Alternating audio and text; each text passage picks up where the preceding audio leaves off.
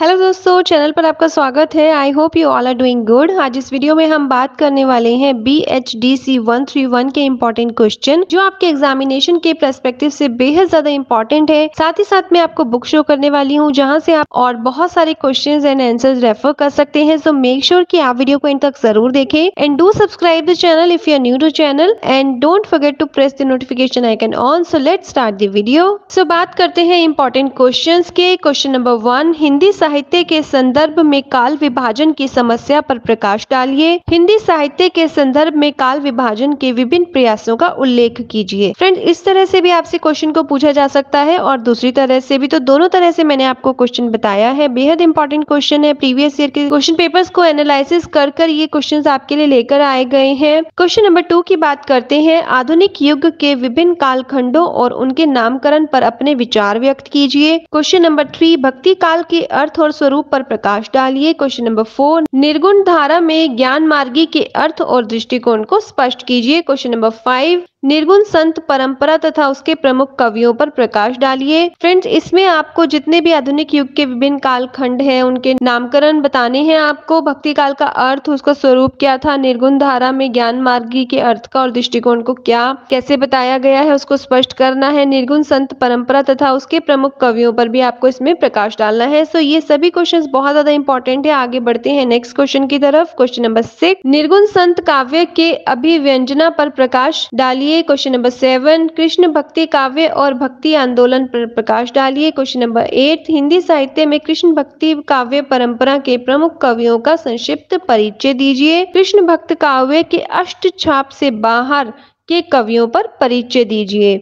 ठीक है। Question number 9, रीति काव्य का वर्गीकरण कीजिए और प्रत्येक वर्ग के दो कवियों के आपको नामों का उल्लेख इसमें करना है। रीतिकालीन काव्य की प्रमुख प्रवृत्तियों पर प्रकाश डालिए। रीतिकालीन श्रृंगारिकता की विशेषताओं का उल्लेख कीजिए।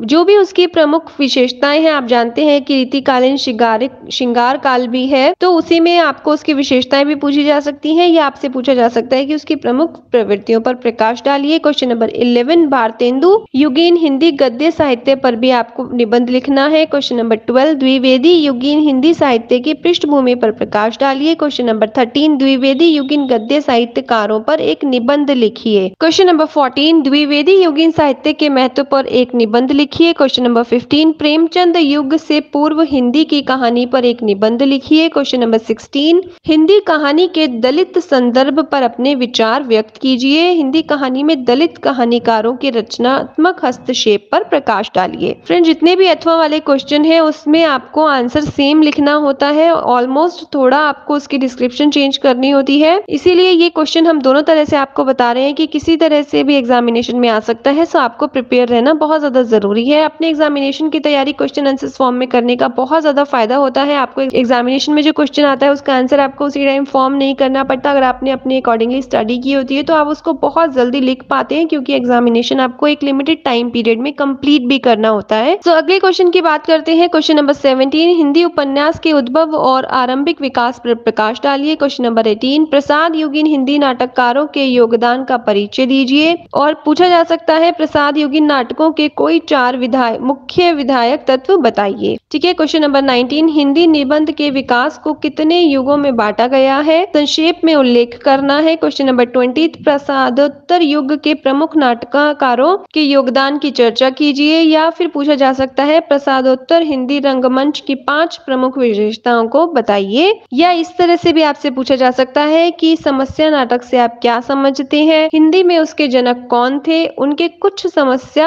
नाटकों के आपको इसमें प्रमुख नाटकों के नाम बताने हैं। ठीक है। तो ये 20 क्वेश्चन हम आपके लिए लेकर आए हैं। आई होप ये वीडियो आपके लिए इन्फॉर्मेटिव रही होगी। आप इन क्वेश्चंस को रेडी कीजिए। जल्द ही हम और भी वीडियो आपके साथ शेयर करने वाले हैं जिसमें हम आपको सॉल्व आंसर्स भी बताएंगे, तो चैनल के साथ जरूर बने रहे। सो फ्रेंड्स, आपका सब्जेक्ट BHDC 131 हिंदी साहित्य का इतिहास के लिए आप ये बुक रेफर कर सकते हैं। guliBaba.com आप विजिट कर सकते हैं। डायरेक्ट लिंक डिस्क्रिप्शन में दे दिया गया है। डिस्काउंटेड प्राइस पर आपको बुक अवेल कराई जा रही है। और अगर आप इस बुक को 21 टू 23 अक्टूबर के बीच में अगर बाय करते हैं, वीकेंड पर बाय करते हैं, तो आपको एक्स्ट्रा 10% का डिस्काउंट भी अवेल कराया जाएगा। So this is really a good offer, आपको ये बुक अवेल कराई जा रही है। सो सारा कंटेंट इसमें आपको यूनिट वाइज दे दिया गया है, साथ ही साथ प्रीवियस ईयर के solve question papers, guest paper, sample paper सब कुछ आपको प्रोवाइड कराया जा रहा है। बीएजी का सब्जेक्ट है। अगर आपके पास BHDC 131 हिंदी साहित्य का इतिहास सब्जेक्ट है तो आप इसको जरूर स्टडी कर सकते हैं। I wish you all the best for your examination and thank you for watching the video till and. हम बहुत ही जल्द मिलेंगे एक नई वीडियो के साथ। Stay tuned with the channel for more updates.